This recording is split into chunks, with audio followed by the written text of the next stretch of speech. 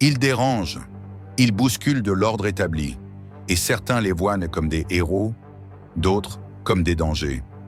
Voici 5 présidents africains prêts à tout pour libérer leur pays. Et croyez-moi, ce qu'ils font ne passe pas inaperçu. À la 5e place, Paul Kagame. Président du Rwanda depuis plus de 20 ans, il a transformé un pays ravagé par le génocide en une puissance émergente d'Afrique. Kigali est aujourd'hui l'une des capitales les plus propres, les plus sûres et les plus connectées du continent. Industrie locale, éducation, numérique, tourisme haut de gamme. Kagame a dit non à la dépendance à l'aide étrangère et oui à l'autonomie africaine. Mais tout le monde n'applaudit pas.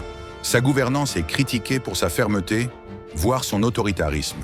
Pourtant, pour beaucoup, c'est le prix de la stabilité.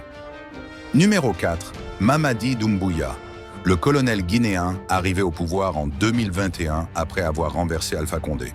Pas là pour faire semblant, il met fin aux privilèges des élites, récupère les ressources minières de la Guinée et défie les multinationales. Son message à l'ONU? Clair.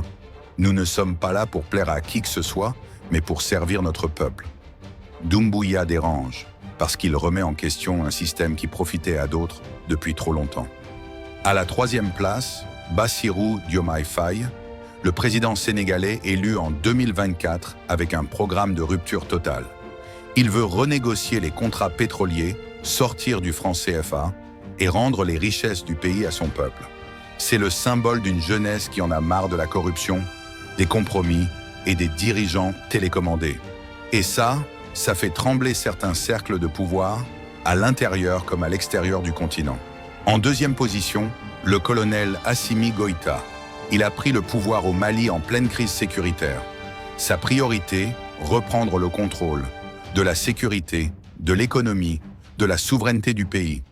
Il expulse les forces françaises, rompt avec la MINUSMA et tourne le dos aux tutelles étrangères.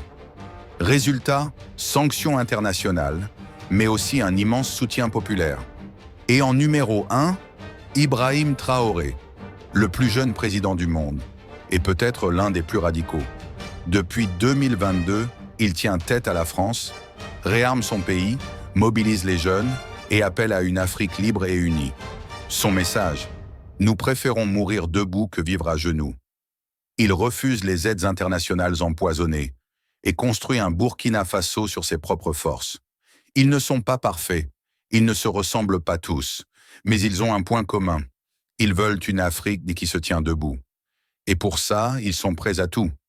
Tu penses que d'autres présidents méritent d'être cités? Dis-le en commentaire. Abonne-toi. C'était Histoire 269. Et l'Afrique, ce n'est pas fini.